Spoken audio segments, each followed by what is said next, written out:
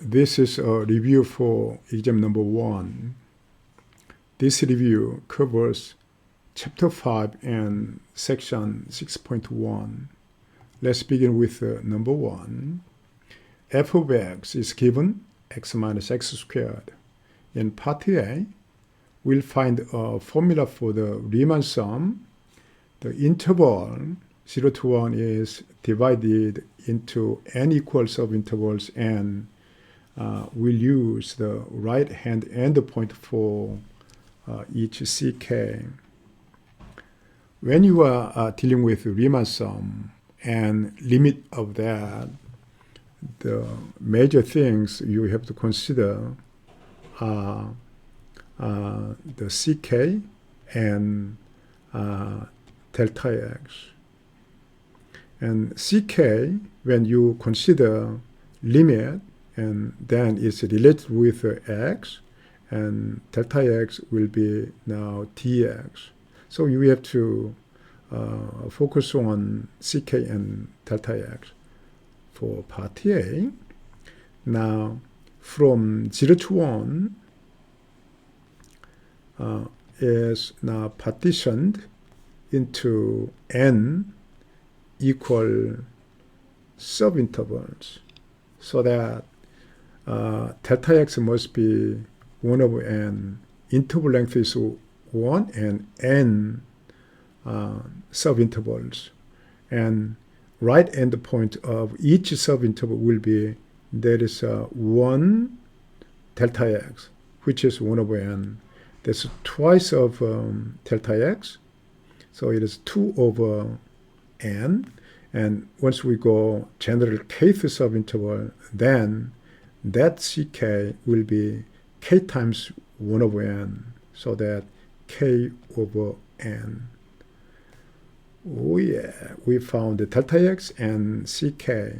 Now, when you try to get Riemann sum, now, okay, let's the function is given in this way, graph. Then for here, for the case subinterval, now we are using ck, the right-hand endpoint, so that height will be given in this way. Okay, so that rectangle, from each subinterval, this rectangle area must be computed and should be added. Now, that is for x, so that from the given function, your height will be, now that is ck, x is ck, so that k over n, and minus here k over n squared. That is height, and here base length is now delta x, which is 1 over n. Now, that must be summed from case 1 to n, which is Riemann sum, along with n subinterval. Okay, you can write in this way, or you can simplify. Okay, that is the same as, okay. Now, for the first term, and 1 over n squared is there, and sigma k. For the first term, 1 over n squared and sigma k. For the second term, okay, minus, and there's n cubed on the bottom, 1 over n, so 1 over n cubed, and then here the top k squared, so sigma k squared. So that is same as now 1 over n squared, and sigma k, by using formula, it can be written and n plus 1 divided by 2, right? And that is 1 over n cubed, and that is same as n plus 1, and 2n plus 1 divided by 6. So you can write in this way. Now, part B, we take a limit of these sums as n approaches infinity. So here, limit n approaches infinity, all over n. So we apply here limit for both of them. Then for the first one, now top is quadratic in n, and bottom is also quadratic. So we can compare in the limit the coefficients of a quadratic term. Top one is 1, bottom is 2. So that there's 1 over 2 minus. Now, also for this one, top cubic and bottom cubic. So the coefficients of a cubic term is top is 2, bottom is 6, which is 1/3. So that, okay, now 6, that is same as 3 over 6. So eventually 1 over 6. That is the final answer. Okay. Now consider the limit, and we want to express it as a definite integral over the interval 0 to 1, and another one here over interval 0 to 2. Let's do this. Okay. And I mentioned earlier over there, and when you are dealing with Riemann sum and integral, then we have to deal with ck and delta x, and that can be changed into x and dx. That is what you have to remember to solve such problem. Okay, now for part A, our interval is from 0 to 1. Right? We select here now interval lower bound and upper bound in 0 and 1. So 0 to 1. Now if you make n equal subinterval, then definitely delta x will be 1 over n. Now what is ck? Ck is, now for the first one, the right end point is now 1 delta x, which is 1 over delta n. For the second one, 2 over delta n. So in general, kth one is now, that is ck. So that ck is now k over delta n. So these are used inside over there. Then the integral, the given limit is same as integral. Our interval is from 0 to 1. Now, once we see this one, then that'll be used for now delta x. And in integral, we'll use change this one into dx. Now, we change this one in x in the integral. Okay? 0 to 1. The first one is k of n, which is ck. So there's a ck squared. That becomes ck squared. That becomes in integral x squared. Simple. Now here, now second part, 3 plus. And this one is 2k over n. K over n is ck. So this whole thing is twice of ck. Twice of ck, twice of x. Right? Now, okay, 1 over n, but this is 2 over n, so the 2 is extra. So that is same as 2 times delta x. So delta x is changed to dx, so that is 2 dx. Right? So it can be rewritten here twice. 2 can go out, and from 0 to 1, here x squared plus 2x plus 3 and dx. That is the final, the integral. Now let's go to part B. The same logic from now 0 to 2. Now again n equal sub intervals. Okay. Then here delta x must be 2 over n. Interval length is 2 divided by n. Now how about ck? Okay. Now first one, end of that one is first 1 times delta x. That is now 2 over n. Next one is now 2 times 2 over n. So that in kth interval, that is now here, that ck is now k times 2 over n.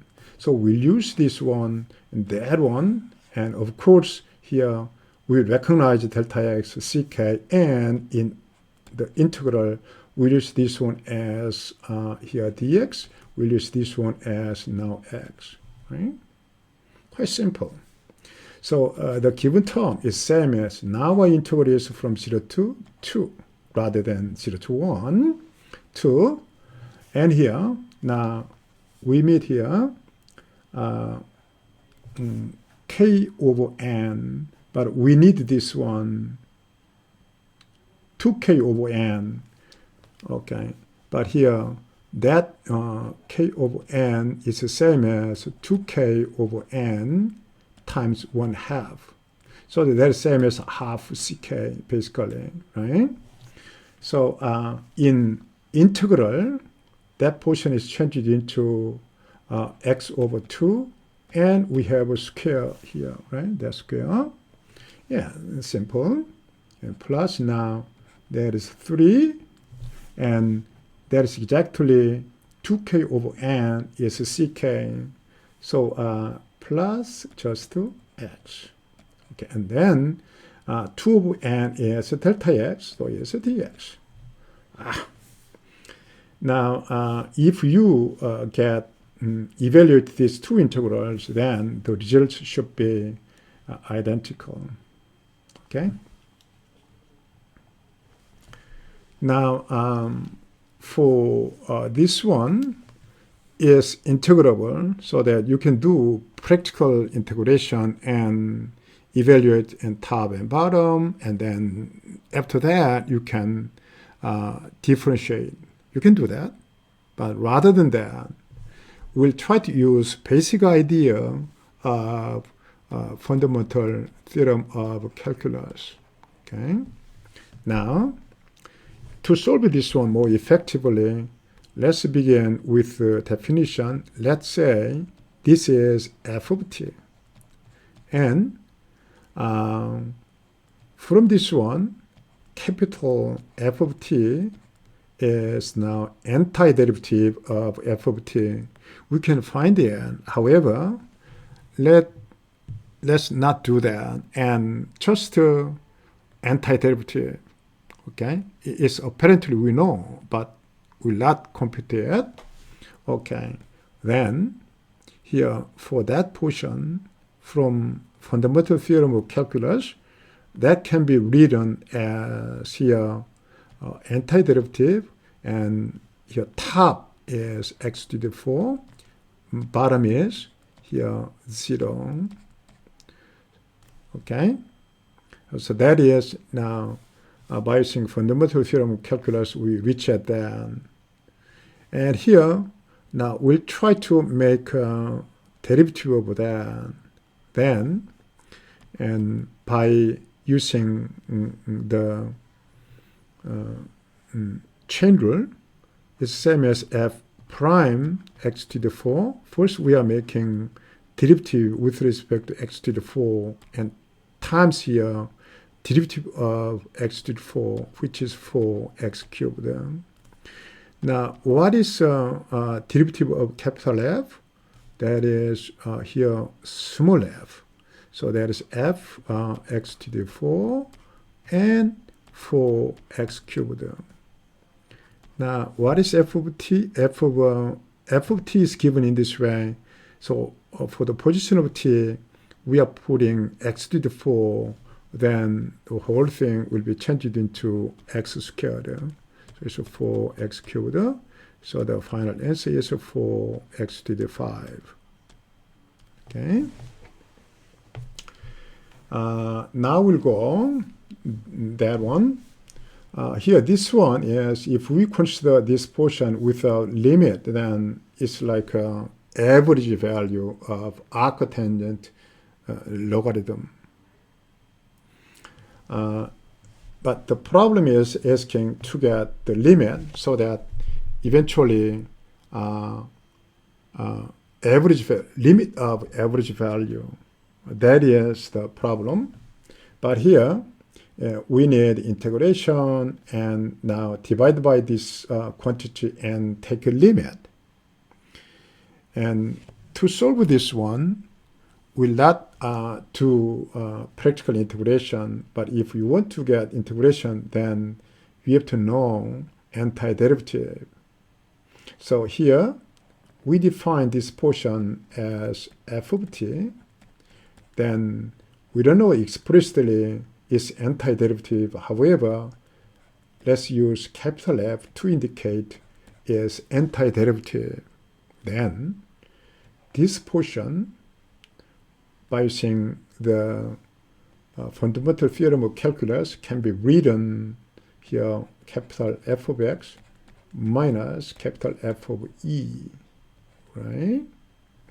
So the given whole thing is same as limit x approaches e, and top is capital F of x minus capital F of e divided by here x minus e.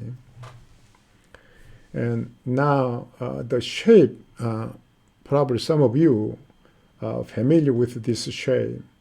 When you learn derivative in the beginning of calculus, you defined once the limit exists, then this is same as now f prime at e, right? That's from the definition. Once it exists, then there is f prime e. What is f prime? Capital F prime is small f and e. Now, what is f? F of t is defined in this way.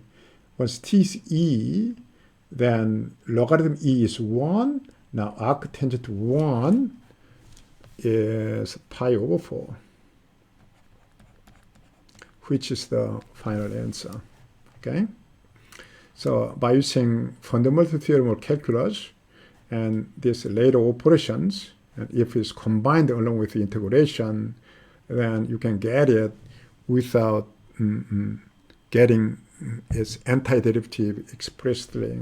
By using the theorem, you can finish the computation.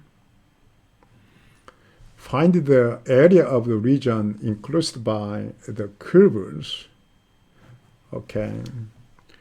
And here, and this first curve is open to x positive direction. The second one is open x negative direction. So if we make roughly the graph, then now first one is given in this way, and second one is given that way. So okay, that second one is this one. Now we have to get area of this region. Now let's put here the coordinates. Okay, that is x direction and that is y direction. So if you are using integration technique, then you have to integrate from here to there. And let's say this is c and there's d. Then for each y between c and d, okay, that height, so that here you can get height from this one and that one is subtracted, then that will be height. And this height must be integrated from c to d. Now let's try to find the c and d. Let's put it together, and this x and x, so that, and first one is y squared minus 6y plus 5. Second one is 1 minus y squared. Move everything to left hand side, then 2y squared minus 6y plus 4 equals 0. Divide it by 2. Then it's y squared minus 3y plus 2. So that there's 1, 2 separation, negative, negative. That means y is from 1 to 2. So that is now c is 1, d is 2. So the area is the same as integral from 1 to 2, and the higher one is 1 minus y squared, and lower one is y squared minus 6y plus 5, and dy. So from this one, now from 1 to 2, minus 2y squared, and here y we have plus 6y, and for constant 1 minus 5 is now minus 4. You may get the final answer quite easily, so you can finish it yourself. Number 5, a solid lies between planes perpendicular to the x-axis at x is minus pi over 3 and x is pi over 3. Okay, in x direction there are two here planes perpendicular to the x-axis, and the solid is locating between these two planes. Now the cross sections are perpendicular. Okay, cross sections perpendicular to the x-axis are squares. Okay, each cross section is a square, and whose bases run from the curve. Okay, y is this one, and top in y direction is that one. So that now in integration in solid volume, in fact, the volume is the same as from lower bound to upper bound and cross-sectional area dx. That's the main idea of getting volume of the solid. Now, in this problem, this one and cross-sectional area can be easily gotten. It says it is a square, and here, and for the base here, but bottom in y direction is this one, top one is that one, so that a of x is easily gotten. Top one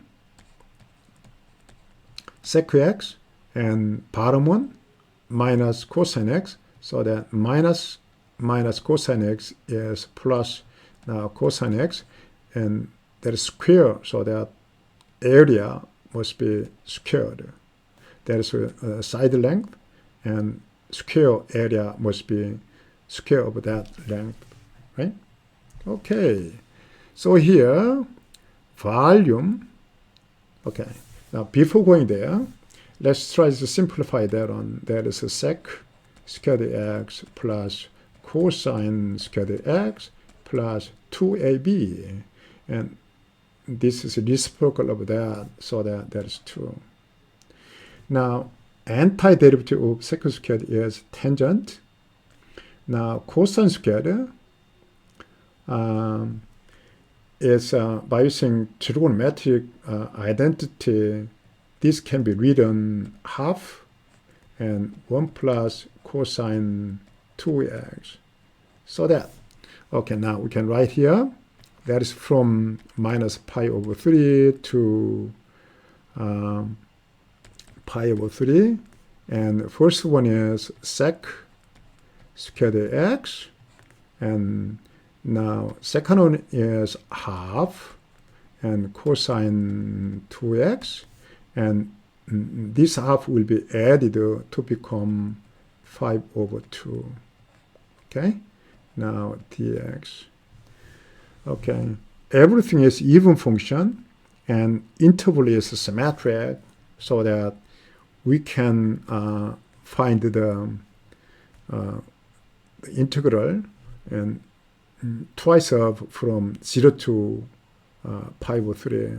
So that let's put over there that one, and this is now for this one antiderivative is tangent to x, and for that one antiderivative is 1/4 and sine 2x, and for this one now 5 over 2x, and evaluations from 0 to pi over 3, right?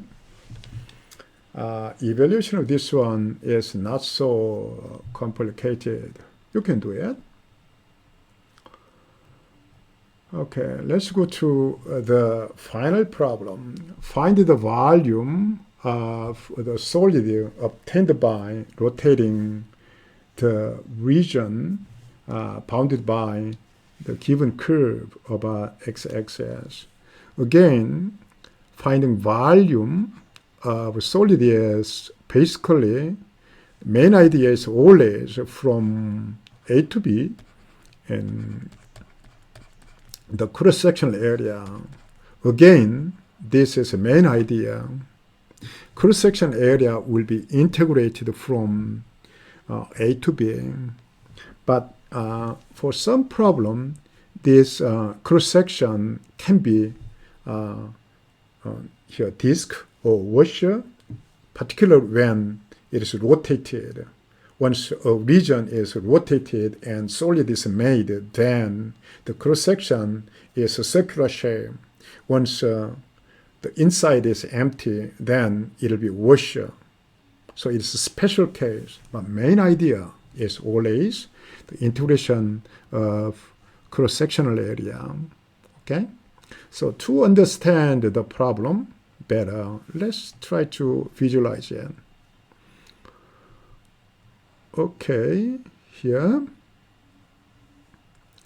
y equal tangent x, that's given in this way, and y equal 1, so let's put here now 1, that is here y equal tangent x, right? And x equals 0, which means x-axis, so that this region is now rotated about the x-axis. Then you can imagine here now the solid is made over there. So x will be moving from 0 to this point, 0 to that point. Okay, now tangent x is 1, so x must be pi over 4. Okay, we found the lower bound and upper bound of x. Now we'll make x integration and area must be computed. But for each x, now that line segment will be now rotated, now producing a washer. So let's try to look at washer in detail. Then for each x, okay, we have here a circle and another circle like that. So from the center, okay, that one is now over there always 1, so it's 1. But for each x, that length will be now same as that one, right? So that is exactly now tangent of x. So that the area of this washer is the same as, okay, the whole area, that is pi r squared, so it's pi minus this area at x, that is same as pi minus, and pi small r squared, so that pi tangent squared x. So that is same as pi times 1 minus tangent squared x. Here, to get antiderivative, we need a little bit of algebraic manipulation. Tangent squared is the same as now sec squared x minus 1. So that here, that is same as pi and minus minus, so that there is 2 minus sec squared x. Okay, we get the area. So the volume, what we have to find, is here. Okay, it's moving from, x is moving from 0 to pi over 4, and the integrand is pi times 2 minus, okay, sec squared x dx. Okay, we have a pi outside, and then this is constant, and this is interval length, so 2 times the length is now pi over 2 minus, okay, for this one, antiderivative is tangent of x, and we are evaluating from 0 to pi over 4, right? Okay, that is same as pi, and here that is a pi over 2, and here once x is pi over 4, then the value is 1, and once x is 0, then it's 0, so that minus 1. That is the final answer. Okay, this is end of the review. Thank you.